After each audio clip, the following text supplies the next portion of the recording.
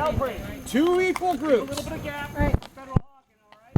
Veronica, did you hear the directions? Two equal groups. You guys do it on your own. You gotta do this yourselves. Come on, you gotta do this. Warm it up. Let's go. Somebody take command. Someone take charge here. Two separate groups, same size. Gotta be the same size. Three side. Break up into two separate groups. One over there and one over here. Wherever you want to break up. How many did you go over there? Once you've got it broken up, Call out to the various states, like Ohio, to provide troops. So the states would form up their own regiments. And when they did, regiments were usually about 400 troops. Remember this. They would then elect their commanders. So, each of the squads that we've just formed, I need you to huddle up. I need you to elect who's going to command your squad. Okay? You guys figure it out. It's Harley. Brandon. Very good. Okay, my name is Darryl Markajon. I am a practicing attorney from Northeastern Ohio. I won't ask you this later. I'm going to ask you questions, though, of everything that we say later. And at the end, if you get it right, you get to pick a casualty from one of the other squads. If you get it wrong, we're going to have to take casualties out of your group. So squad leaders, you want to make sure that you take care of your troops. All right? I'm from Northeastern Ohio. I'm a brigadier general. I am elected to command a brigade. Brigadier general, 1 star. I'm with the United States Volunteer Brigade. We have 3 regiments in our brigade. We have about 1,000 troops. A real Civil War brigade had about 1,500 troops. About 4 or 5 separate regiments. Introduce yourself, Ken. my name is Ken Aldis. I'm also a practicing attorney, but I'm from New York City. And I'm here this weekend not to practice law, but to portray a cavalry trooper. So I'm a private. I'm the lowest guy on the totem pole. He's the general. He's pretty much the highest guy on the totem pole. I'm from the 6th Ohio Cavalry. That's my home unit. When Abraham Lincoln sent a call out to Ohio, 3 counties, Ashtabula, Trumbull, and Mahoning counties, sent 400 troops.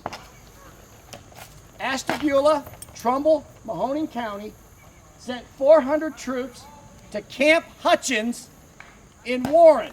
Camp Hutchins. Half of the troops from the 6th Ohio Cavalry that answered that call, half of those 400, had never ridden a horse before. Okay? Never ridden a horse. They all owned them. They were farmers, but they didn't have the wealth to do, they didn't have the means to buy a riding horse. That was a luxury. So they had never ridden a horse before. From Camp Hutchins, they were sent by railroad to Camp Dennison in Cincinnati, where they were drilled. They drilled, they marched, they formed squads. They elected their leaders, much like you guys just did. From Camp Dennison, they were sent by rail to Camp Chase in Columbus. And there they drew first their uniforms, then their weapons. And what do you think was the last thing they got? Yell it out. Nope. Nope. What's the last thing they got? Weapons. Remember the cavalrymen. What's the last thing they gave them? Who said horses? That's it. Horse. The last thing they got was their horse. Remember those guys, half of them had never ridden before? They drew lots for their horses. They were government horses. They'd never seen them before. And they got their horse, and just 2 weeks after they got their horses, they were sent over to the western part of Virginia, which is now West Virginia, and they were put to war. They went to fight. Half the guys had never ridden before. In 2 weeks, they were learning on the job. Tough job to learn. Now, a 6th Ohio cavalryman, a cavalryman would have 4 weapons. And we're going to show you what the 4 weapons are. Okay, I'm going to turn. So the first weapon is the carbine. It's a rifled musket.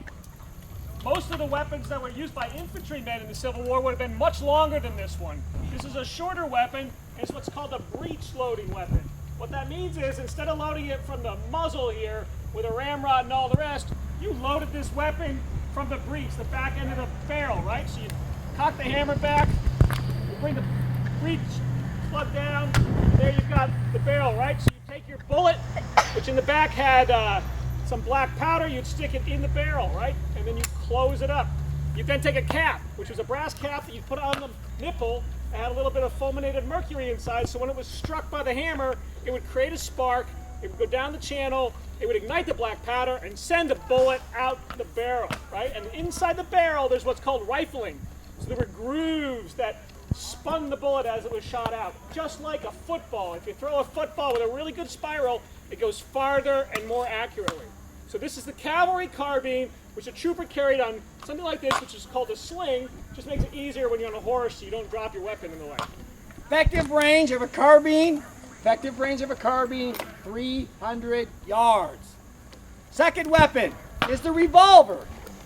So this is powder, and you'd ram it in. You'd then put a little tiny cap on each of these cylinders, and you could then fire 6 shots. This is a Whitney revolver. There were other revolvers in the Civil War as well. The most popular was one called Colt. They made an Army and a Navy revolver, and this is a Whitney revolver, 36 caliber. The Colts were a little bit bigger. This is a light cavalry saber. It's not a sharp weapon. It's not made to cut or slash. It's made to break bones. It's a blunt trauma weapon. The effective range of a saber is about 2 yards. 2 yards. They loved their swords. It was the romantic weapon of the times, but they didn't really use them much. Technology took care of that. The revolver was much more effective, and they never got close enough to use the saber. And actually, as the war progressed, they stopped carrying them. Okay, now, the fourth weapon of the cavalryman. I'm going to ask you, just yell it out. What do you think it is? What's the fourth weapon? The horse itself. Who said the horse itself? That's the answer. Good answer. It's the horse, of course. This is the most important weapon that the man carried. Hell, the horse carried him. Cavalry operated away from its base of operation. It was a fast moving. It was traveled long distances in short amount of time. Speed and agility were the key aspects of a cavalry force. Well, you can't be very fast if your horse isn't well. I'd like to think that they took good care of their horses because they were good pet owners. It really was, they were trying to protect themselves. If your horse got sick or if it got injured and you were out operating behind the lines, you were probably going to be captured and you'd be a casualty. So they really took good care of their horses. And we do too. You have to train a horse. Horses don't like to be shot from. They don't like loud noises either. So, here's a competition, guys. Here we're going to do it. Cavalry, your nickname are the Eagles. Okay, here's now. That cannon didn't do a thing. Here's the competition between Belpre and Federal Hockey. Who can yell the loudest and knock the guy off who's talking off his horse? Okay, you got to scare the horse and make the guy go flying.